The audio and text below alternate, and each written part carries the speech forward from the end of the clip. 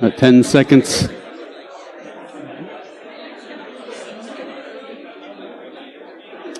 All right, everyone, thank you so much for coming out tonight. My talk is phishing forensics. Is it just suspicious or is it malicious? So for those of you who would like to follow me on Twitter at C3RKAH, pretty much just an InfoSec handle, and I post strictly InfoSec stuff. The slide deck should already be online, slideshare.net/circa.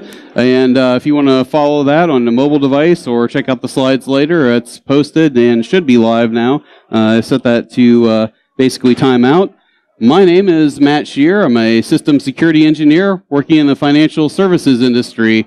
Also down in Cincinnati, I head up a local sort of a technical InfoSec meetup called the Simpa Security SIG. If you happen to be around Cincinnati area, third Thursday of each month, look us up. And I've spoken at some conferences, including just a few hours ago here at BSides Cleveland. So I grew up down 71 and about 70 miles south of here. So it's great to be here. This one's special for me. And so I've got some certifications, and we'll just go ahead into the presentation. So yes, I have a day job, of course, like everybody else. Opinions expressed are solely my own and do not express the views or opinions of my employer. Just a quick note on that. In fact, I have tried to not just give you the stuff I use or any of the stuff I use necessarily, but the stuff that's freely available for anybody to use. And some places aren't going to have resources for a dedicated sandbox environment or being able to stand up properly segmented systems. So this is really sort of around things that you can do without any of that and basically do some forensic analysis on phishing emails. And then just kind of a quick disclaimer. If you do use these techniques, this thing, yeah, it's from the blue defensive side of doing a digital forensic incident response and analyzing headers, but you could also use these techniques to send basically unblockable phishing emails. If you're doing a legitimate pen test, phishing campaign, and you have permission to do that, cool. If not, don't do it. You're breaking the law. And don't blame me for that. All right, so let's begin. Again, you are or a coworker receives a suspicious email or a ticket comes in from an employee and they're asking, I got this email, I don't know, it could be real, it could be a phishing email, it's really getting hard to tell anymore. So yeah, it looks legitimate. Again, it's getting hard to tell. So what we want to do is start by actually looking at the message headers. And a quick note, so emails, you can think of emails as basically one long text file in two parts. At the very top part, you have the message headers, and then below that, you have the message body that contains all the text, all your HTML coding, really all your web coding, and so forth will be in the bottom part of that when you're looking at it as a whole. So email headers in Outlook,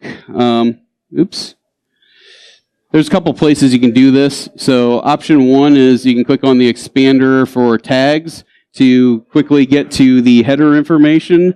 The other way that I know of, and there may even be more, but you can go to the file menu and go into the properties button. Either way you go, you're going to get to a window like this. Unfortunately, they don't make it super easy in the email client to get to the headers. And then when you finally do get to them, they got them jammed in this little tiny window. It's impossible to read this stuff. My recommendation, click in there, Control-A, Control-C to select all the text, copy all the text, put it in your favorite text editor so you can actually look at it much bigger than just that little tiny window. And that definitely make your life easier. So viewing headers. Another popular mail client is Mozilla Thunderbird. So there's a couple of places. You can go to Options, View Headers All, or you can go to More and View Source to basically pull up the entire email message. There's a ton of other mail clients out there, including webmail clients. A great resource is MX Toolbox. They have an article on how to get email headers from different web clients, different mail clients, so forth. So beyond Outlook, beyond Thunderbird, check that out for instructions for the others. And then the other thing we talked about was the message source. Outlook kind of breaks those things up into two parts. So sometimes you can just right-click in the message body, white space, wherever you have room, and click View Source. But sometimes the functionality will be disabled, and so threat actors will do that, but also sometimes legitimate marketing services will do that. Fortunately, you can still get there. If that's unavailable to you, if that is grayed out, you can go to the Actions menu, and then go into the Other Actions, and then finally View Source. So there's a couple different ways inside of Outlook that you can get there.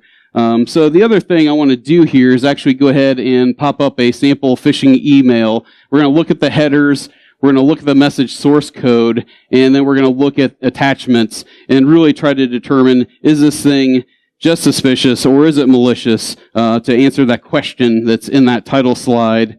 And so I'm going to pull up a sample phishing email. I myself am a former mail administrator, so obviously there are all sorts of tools and so forth that somebody can use to send out phishing emails. I actually just roll this stuff out by hand and try to give everybody a pretty current sampling of that.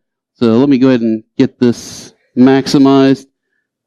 I've had bad luck with projectors and being able to mirror screen, so it's going to be a little awkward, but I will do what I can. So we'll go ahead and show remote content for pictures. So this is just a very basic email that could be a phishing email, could be legitimate. You probably know which way this is going because this is a B-Sides event, right? But for the purposes of not knowing, our short header information, where that was from, subject, who it's to. I've forged the headers on this, but you can see this would have been something from today. And really, it's just a very basic email. And it's telling you, hey, your invoice is attached to this message. And down here, you can see the attachment. It's a little more prominent in Outlook, but down here, you can see it in Thunderbird. And so it's just a very basic message. Some of the things that the threat actors are getting good at now is basically using real stuff. This language is scraped right off of Verizon's own websites. There's really nothing malicious in the links. They'll actually take you to legitimate Verizon pages. But these are the kinds of things that threat actors are doing to sort of sell the legitimacy of their email messages. More announcements will take you there. These are real addresses, phone numbers, and so forth for Verizon. So if you're looking at it from that angle, everything checks out just fine. There's really no reason to be suspicious of anything in here. So let's go ahead and take a look at the headers, and let me go ahead and see if I can pull this up here, and then I'll try to blow it up so it's not such an eye chart. So I'm just going to view the message source. Let me get this a little bigger here so we can actually look at it and hopefully read it. And so these are the elongated versions of some of the short headers we get. This top part really is just sort of the receiving server coming in. Came in through Gmail. Again, everything was, in here is sort of forged out based off of real messages. So something we're going to talk about is looking at IP addresses and so forth. As we start going down here, we see this 185.140.209.193. And so what it's saying here is it's not permitted or denied by team at VerizonBusinessMail.com. So this domain is neither trusted nor blocked specifically.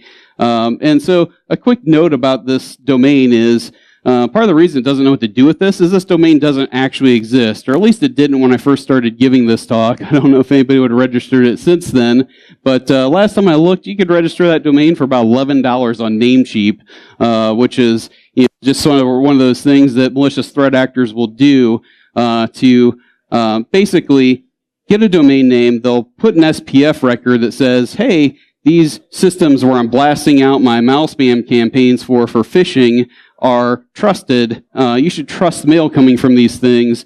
Another thing that malicious threat actors will do is they will actually there are sites that will let you camp out for soon-to-expire domains. So one of the things that secure mail gateways will do to try to alleviate getting in junk messages is they will check to see how long does this thing exist. If this domain just sprung up in the last week, very suspicious. If it's been around for a few years, it's trustworthy. There are actually sites that will show you soon-to-expire domains that have been in existence for a very long time. So one of the other ways that threat actors will get their mail into your networks, to the inboxes of your users, is that they will register a domain that is just expired.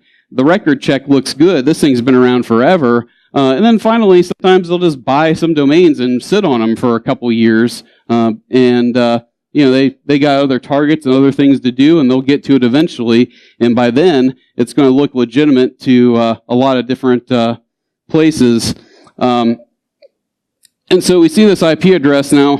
This is a real, of course, internet IP address. I actually picked it off of Spam Cop's list. This was actually blasting out legitimate spam just last week. And I want to say it was based in France somewhere. But you see it from all over, right? It's not just any one country. So we're going to go through and look at a little bit more of this stuff. Here we see the server name. What's interesting is this can be good for attribution. It's not completely reliable, but it's a good indicator. I've actually searched on strings based on the host name for things that were spam messages. I've actually seen things that were a little bit unique and actually seen where they have been for months from that same host name blasting out spam. It's sort of one of those interesting things. And if you find that, it's a good bet that, okay, this thing has a history of sending out spam messages. Good chance that what we got here is something that's malicious. The other thing as we get down here is you see it's received from a loopback address.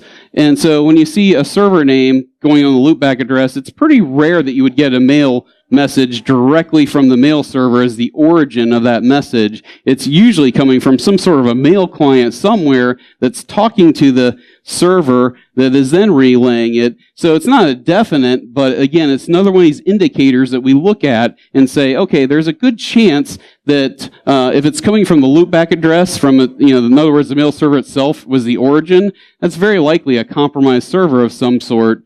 And again, the rest of this is just sort of who it's to, from, subject, date, stamp, so forth. So now let's actually get into the message itself to sort of look for other clues.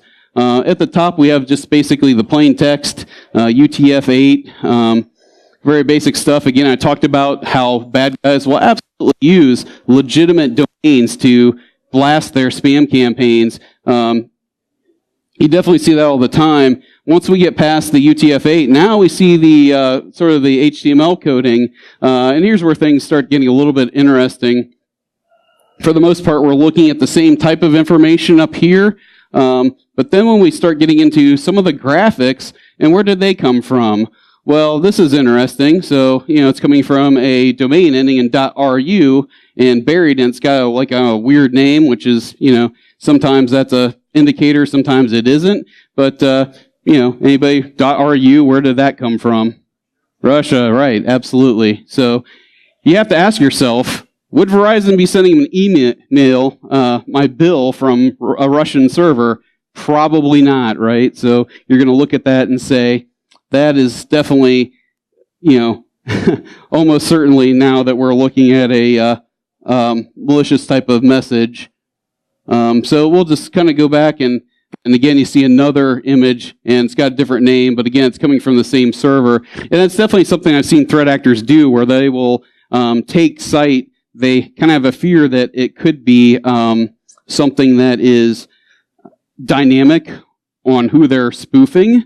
So if I'm telling them on Verizon, there's a chance this page might go away or the image might change. I'm going to scrape and just grab those and throw them up on a server where I have basically compromised and can upload files to use to include.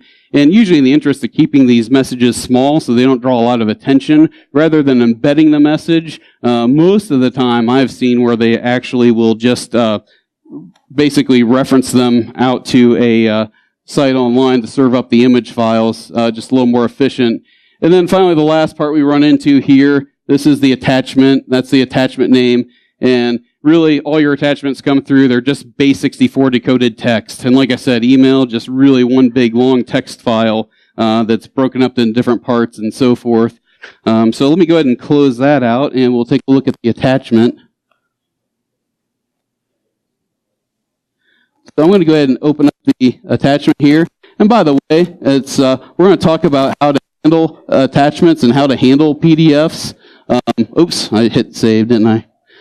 This isn't necessarily the way I would recommend doing it, just to willy-nilly open it, especially in this case, because in this case we have pretty good indicators that this thing is absolutely a garbage file, even though it was convincing up here. And there's really nothing malicious about the email itself.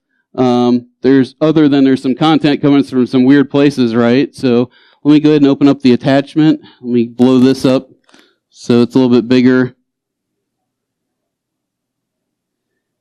And so this is something that we see a lot.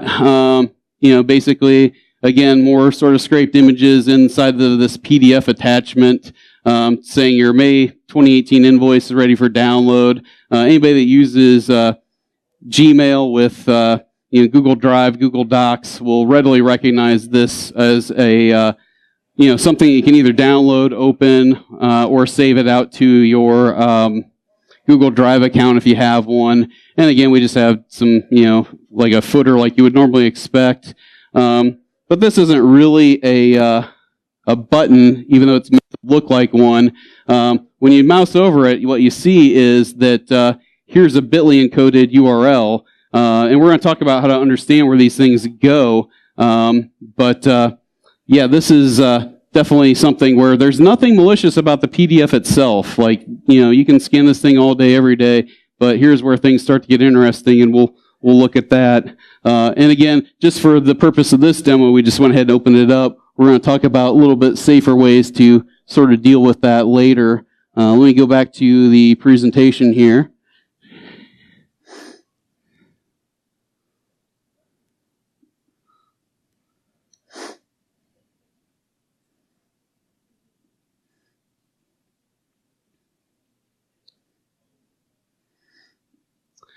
All right, so some tools to use. You already saw the bit.ly encoded URL. So some of the things we want to look at here are URL expanders, online web page scanners like VirusTotal, also attachment to image file converters, website screenshot generators, online website source code viewers, decoders, whois engines, and abuse contacts that you'll probably want to use no matter what, and then file scanners for attachments. And this is a relatively complete list, but if you have a dedicated sandbox environment, use it. You're going to get your best analysis that way. But if you don't have one readily available, these are great go-tos in that case.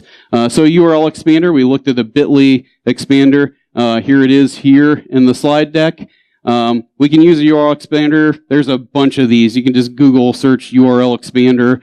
This is just one of them. You put in the shortened URL, and it actually spits back the long URL where it's actually going to. So bit.ly is used a lot by malicious threat actors because it's used a lot by legitimate service providers. It's used a lot by legitimate businesses. Oftentimes they'll have a vanity one, but I've seen where they haven't. So just because something's bit.ly shortened doesn't necessarily mean it's bad, but it could be. Yes?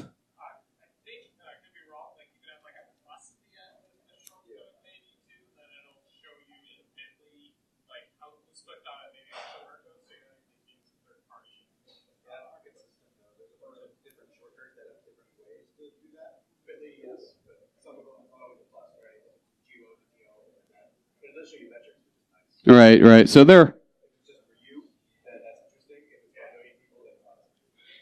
so great points both. If you go to bit.ly, you can do the plus trick to get the expanded URL, but this works for Tiny, and there's a million others. Nobody could even name them all. There's so many of them out there now. So online web page scanners, VirusTotal is certainly a great one. Lets you test a large number of scanners. It's owned and operated by Google. And it'll do files as well as website addresses. Most people are aware it does files, but it'll actually scan URLs as well. And then URLquery.net is another that will sort of scan and detect for web-based malware. And so we talked about the PDF. Maybe you don't just want to willy-nilly open it right away. So one thing you can do is you can, let me actually switch back to demo mode here a little bit. Apologize for the screen flicker. That is awful. Hope nobody has epilepsy here. So with the PDF that I've got saved out here, let me go ahead and pop this up. So a way you can get the URL out is you can actually open it up with a text editor.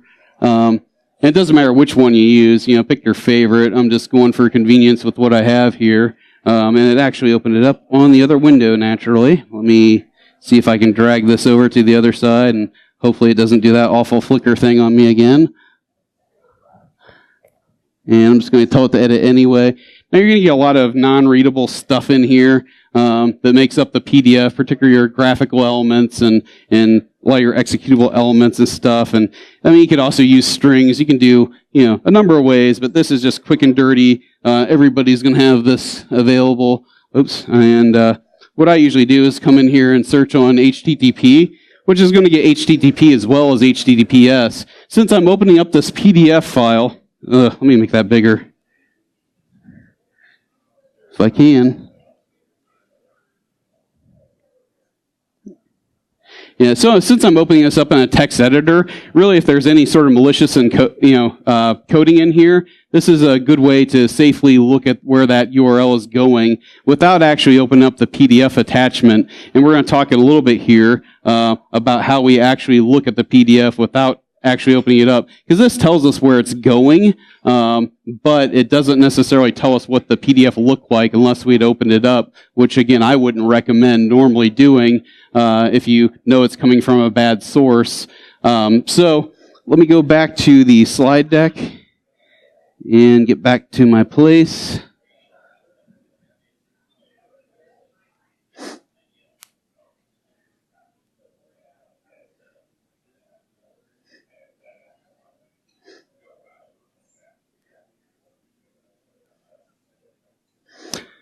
So now that we know where it's going, we can actually upload the attachment to a PDF to file converter. And really, you can search engine about any of these things. But so PDF to JPEG.net is one. There's also ones for other file types. You name the file type, there's almost PDF to something, or XLSX to something, or DocX to something.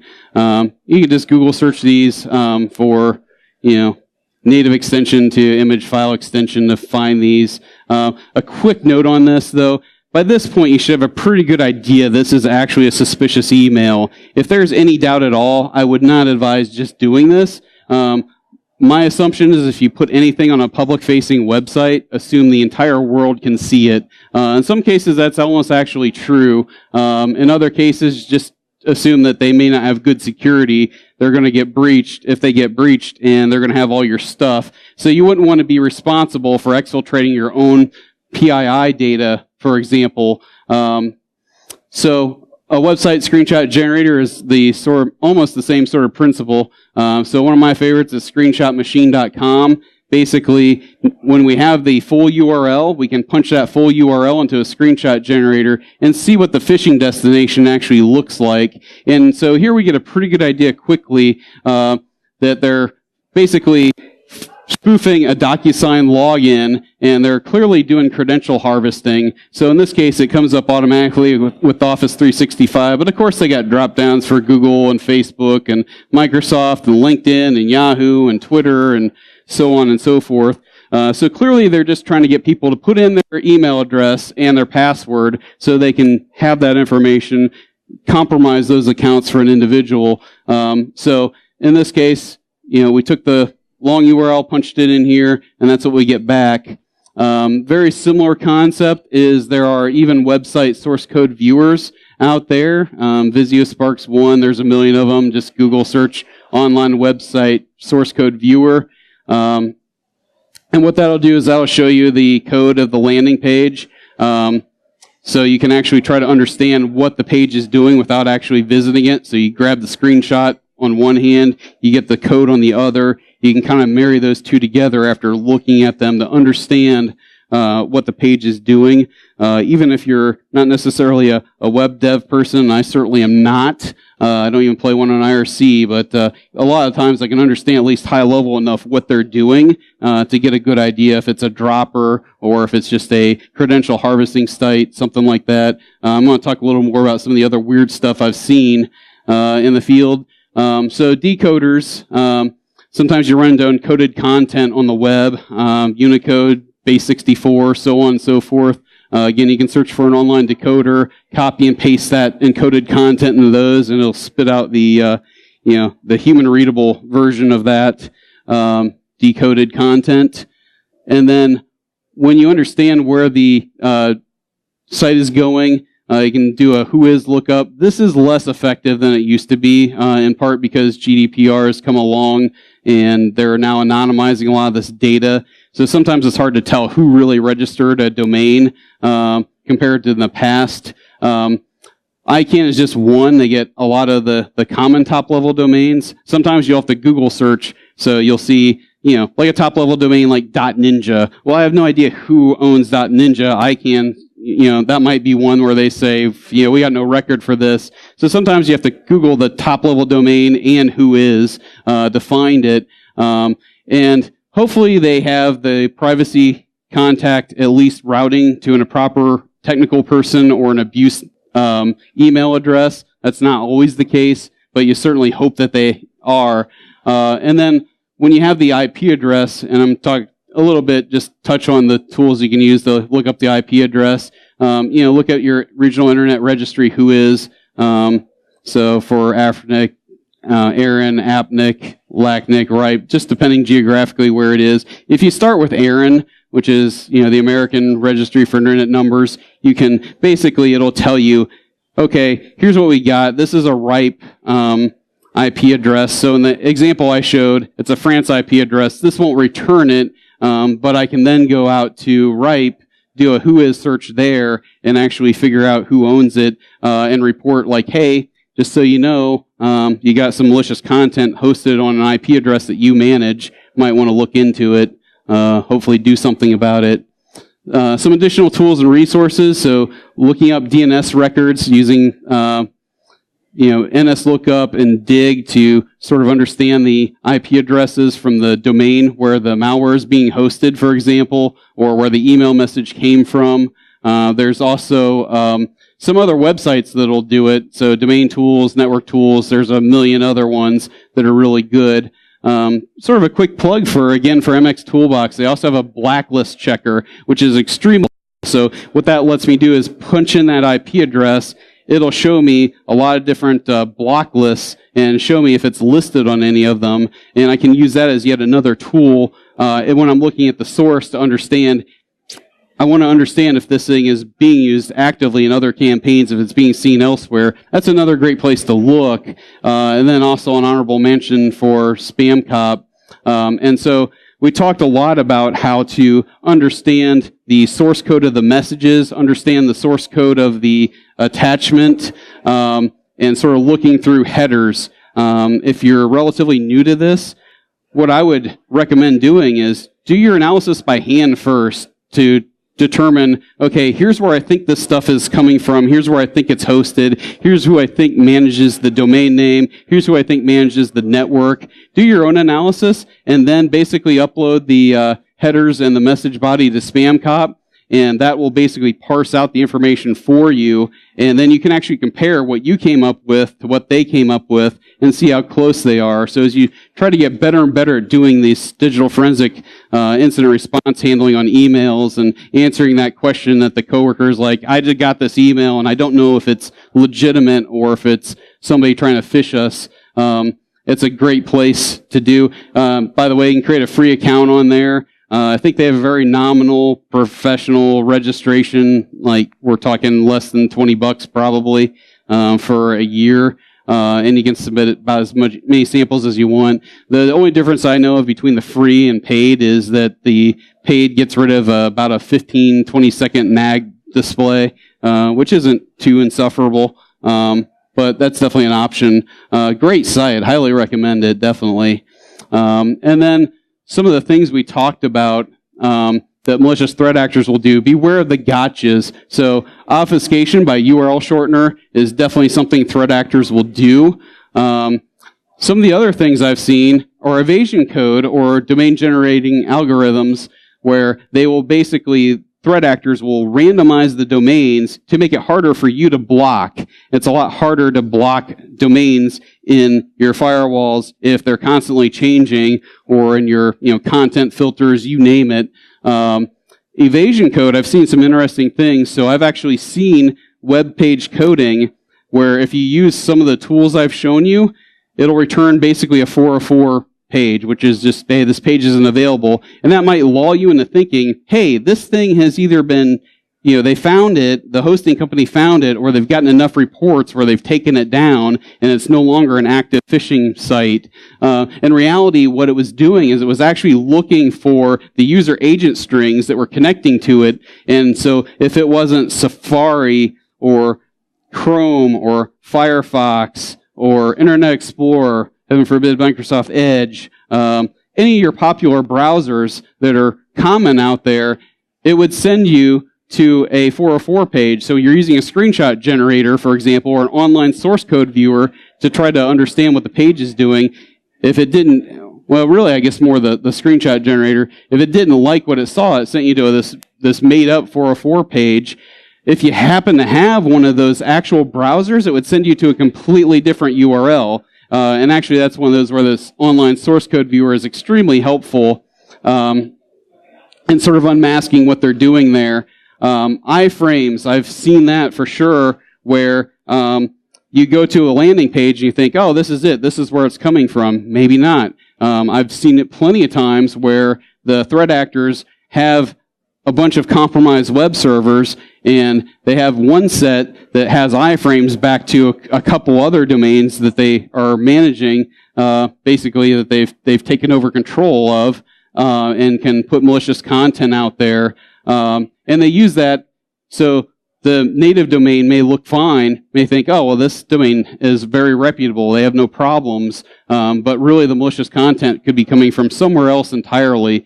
And very similar to iframes is that they will use redirects and forwards to send the traffic from point A, where you think it's landing, it's really going to point B. I talked about encoded content a little bit. Yeah, they'll absolutely use encoded content to sort of hide it, make it harder to use the source code viewer. In some cases, make it harder for scanners to tell what's going on. It's not encryption, certainly, but it's good enough to fool a lot of things. And really, they're just trying to get their their phishing emails to be as successful as possible, really. And then another got you is relying too heavily on your own defenses and your tools. And a lot of these things can be fooled, which I've kind of alluded to. And so we'll talk a bit about defenses and tools later on. You're going to see this play out, just how effective some of this stuff can be. But this is not necessarily a 1, 2, 3, 4, 5, 6 list. I have seen things that will actually tie multiple versions of these techniques together, and so you have to dig deep sometimes. One real life phishing campaign that got through that I saw, they were actually sending out an email. In the phishing email, the link text that you could read did not match the source code where the URL was going. So that was one layer of obfuscation. You go to the page, they've got an HTTP meta refresh to redirect from this compromised domain to a second compromised domain. I go to the second compromised domain, and they were actually using an iframe back to yet a third domain. All these domains are in different countries, by the way. So it didn't just go from point A to point B. We made 2 hops now. And so from there, once I got there, that was finally really the last landing page. But then there was Unicode encoded content. So I decoded that, and it's sort of interesting because guess what I found inside the Unicode encoded content? Base 64 encoded content. So they did 2 layers of encoding to really throw off your automated defense tools and bypass these things. And so that's why you don't want to rely too heavily on your defenses, and this is kind of an iterative process. You go through it as many times as you need to until you finally reach the end, and it becomes really important for reporting. And that's sort of the other reason they put things behind so many layers, right? If I reported it at the first place that was compromised, they have a dozen other web hosts that, or maybe hundreds, that are pointing back to the second domain. So they're sort of, playing whack-a-mole and buying themselves as much time as humanly possible. And so some other things that we talked about, you can use attachment file scanners. VirusTotal is a good one. Of course, it submits to 60-some different scanners, roughly. Jotty Malware Scanner, they have about 16. I haven't compared the list. It used to be there was a lot of overlap, but there were some different scanners that were available on Jotty that hadn't been available on VirusTotal. That may or may not be the case anymore, but you never are going to lose by scanning something a second time. One engine may have more up-to-date definitions than another, for example. And there's also, some other good free ones out there too, I'm sure. So we talked about sandboxes, and maybe you don't have a dedicated one. So there are some free online ones, Hybrid Analysis and Malware. Malware, I found, hasn't been reliable lately. That may have changed again. It was sort of run as a hobby thing. It would basically let you do free sandbox analysis. Hybrid Analysis seems to have a lot better uptime, but that will actually detonate your attachment files and so forth and let you see what's happened. And again, the same disclaimer before, be careful about uploading something that might have sensitive content to any of these. If you upload a document that might have legitimate PII or confidential data to any of these, assume that the whole world can read it. If you're sure that what you got is truly suspicious or truly malicious, then you can actually take those extra steps to actually, because at that point your certainty is really high that, this is just garbage. I just want to understand what this is actually doing. And so the technique I showed you, is actually very effective. In fact, that PDF file that you saw, or the email, so I scanned the email file using Jotty Malware Scanner. And again, you saw what the payload looked like with the DocuSign screen, credential harvesting, 0 detections, 0 out of 16. So you throw it at VirusTotal, boom, now we're at 0 out of 59 scan engines, and giving it a clean bill of health. Nothing wrong with that email. And so there are 1 or 2 people that work in InfoSec. I'm not going to mention names, but they might be a little untrusting and might not, want to see a little more proof and think, well, sure, it didn't catch it at the email layer, but if you just scan the attachment by itself, it'll pick it up. No doubt about it. I'm pretty confident that would get it. No, it actually doesn't. Scanning just the PDF by itself. And again, the only thing that's in here is a URL that's been bitly encoded. 0 out of 16 scanners, just the PDF attachment. And actually, because we had one more engine on VirusTotal, it was able to scan a PDF as opposed to an EML, 0 out of 60. So you can't trust your defenses too much because, as you've seen, the end URL is indeed malicious by nature.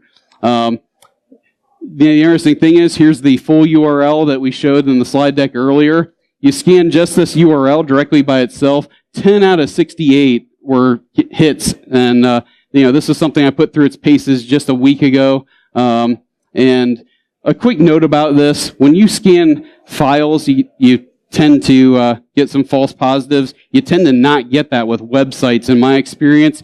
If you go to VirusTotal and you scan the web scanner, you get one hit, it's probably going to be something that really is malicious, phishing, something like that. If you see 2, it's almost definite. And if you see 3 or more, you can almost take it to the bank that that's definitely a malicious website. And again, this is the same URL that we hid in the PDF file, and it defeated everything. So I said in a webinar once with Crane Hazold from Fish Labs was giving this. He's the threat research lead there. He termed this as DocuFish because something that's been very popular is the malicious threat actors will send an email out there that says, hey, there's a document out there for you to retrieve, just like you saw in the example I gave you, or there's a document that needs signed. go out there, retrieve it, sign it. So they're masking, or pretending to be, rather, actual legitimate document sharing services. So they've labeled this DocuPhish. And as you've seen from the scan results, it's definitely, impactful, right? It beats everything. You've seen it yourself. So the impact of this is the DocuPhish technique. It's really effective at defeating our best-in-class security products, best practices, technical controls to reach the inboxes. And we talked about how threat actors will use domain registrations, and they'll create their own SPFs, and they'll sit on things, they'll buy things that are expiring to make sure that it's trusted by your mail gateways. We've seen that all the scanning in the world isn't going to actually detect it as malicious, even though it ultimately goes there. So it defeats defense in depth. AV, anti-malware, firewalls, secure mail gateways, those things can definitely be defeated. And then inline URL sandboxing. So the interesting thing is there are some sandbox solutions where they'll sort of pre-cache and cache and scan a landing URL, do an analysis on it before it then redirects you to that site. The interesting thing is a lot of those products stop at the embedded email. They will not then make that leap to the attachment file. So they'll catch things that are in line in the message. They don't catch anything in the attachments, which is sort of scary. And I've actually had a lot of pen testers insist that, no, you don't ever put anything malicious in the attachment. It'll get caught. A solution like this, it'll actually get caught if you just include it in the email message itself, whereas the attachment, as you've seen, very effective at defeating all this stuff. So the end game, as we're looking at these things, is really determining what and where the final landing page actually is. And we've talked about the strategies that threat actors will use to make it extremely difficult to do just that. So also, didn't really have a good place to fit it in, so I just kind of threw it in here. It's sort of, these things are almost talks in and of themselves. So I don't have time to get into it today. But if you want to do next level advanced malware analysis, there's some great online services. Any.run will let you do forensic analysis on stuff. Again, if you don't have a sandbox. The reason I don't recommend going to these things right off the bat is because you're using a free service online. How did that work out for Facebook for everyone? That's what I thought. So you can also stand up your own VM using something like Cuckoo Sandbox, Remnux, and Sift, and you can actually do Sift in Remnux. You can do Remnux and Sift. So you can basically combine those things. So that's if you want to basically have your own forensics VM. You just have to be really careful that you've isolated this thing well, because you clearly don't want these things having direct access to your network. That's not always super easy to do. So just sort of some little caveats there to be cautious of.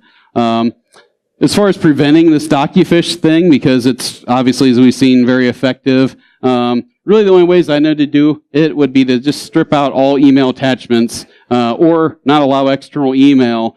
The problem with that is most organizations, particularly your sales, marketing people, your executives, really the people that have the control, they would never go for it. It's a hard sell. If you can sell it, yeah, very effective, but it is going to be difficult. So that's kind of a depressing message, but try to give you guys a little bit of hope here. So, conclusions are that you want to block bad domains and IP addresses. Obviously, threat intelligence leaves a lot to be desired as far as having block lists and so forth. But if you get a couple of things, they can be worthwhile endeavors if you're not spending too much money on it. Sometimes it feels futile, but user education and reporting will remain key until vendors catch up to combat the growing DocuPhish threat. And then I, again, encourage people, when you get the who is information, please, please, please report it to the hosting companies. Your reward for that, expect to be completely ignored. I've sent all kinds of stuff, and a lot of times, all too many times, I never hear a word back from them. Once in a while, though, I get surprised, and I get an email back saying, we can't tell you what we did, but we've addressed it. In some case, I've actually gotten an email, thanks for reporting this. We shut it down right away, and we got it off, and I validated, yeah, it really was removed. So you never know, but really, try to do your part. Try to be a good steward, good citizen. where you can, utilizing your block lists and your threat feeds. Again, we kind of touched on that just a moment ago, but there can be some effectiveness to that. And sort of in lieu of being able to prevent what's coming in, make sure you're checking what's going out. So just because it met or reached the inbox and would have been effective doesn't mean that some of your other defense in-depth stuff may not catch it when the browser actually tries to make the connection, or your email client tries to make the connection to the malicious website. And so as far as making the determination, sometimes you go through these and you're still not sure. I don't know if this is crap. I don't know if it's legit. Contact the person who presumably sent it. Give them a phone call. If it's somebody in your office, maybe swing by their desk and say, hey, did you send this to me? Did you send me this document? Because they don't just want to open up attachments without sort of having a good idea that it was intentional for good purposes. You can send somebody an instant message like, hey, I got this email from you, if you're connected to them that way. Did you send it? I just want to verify before I try to open this thing up. You can also try emailing the person directly saying, I got an email from you, I'm not sure about it.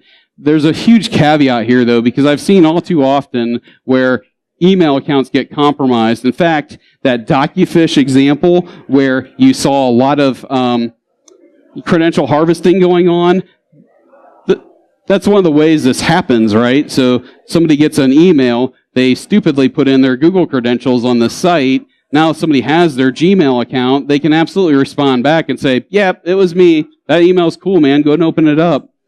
So you always have to take this with a big grain of salt when you get a response. With that, I want to go ahead and open up to any questions. Yes.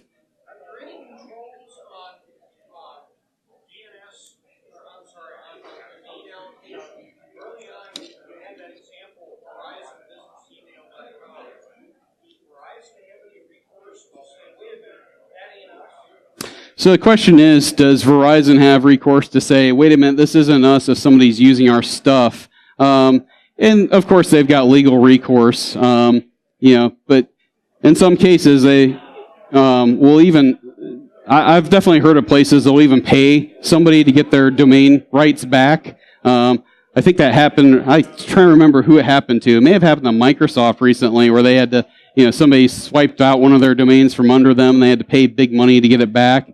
But usually places that have big legal departments probably have a little less trouble getting their domains back or claiming one.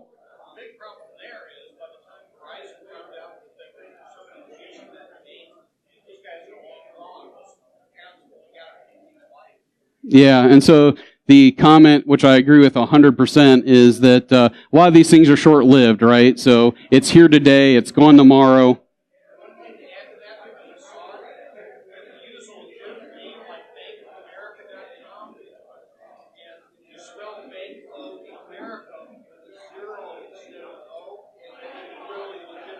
Oh yeah, definitely.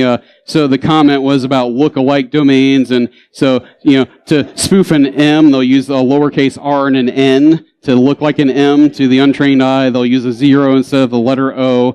You definitely see a lot of these look-alike domains. Generally, places can get those shut down by contacting the registrars and so forth. But there are definitely a lot of places that will register their own look-alike domains to prevent that kind of thing from happening, which is not a bad preventative measure by any stretch. So definitely good points. Thank you. Anybody else? Yes. Okay.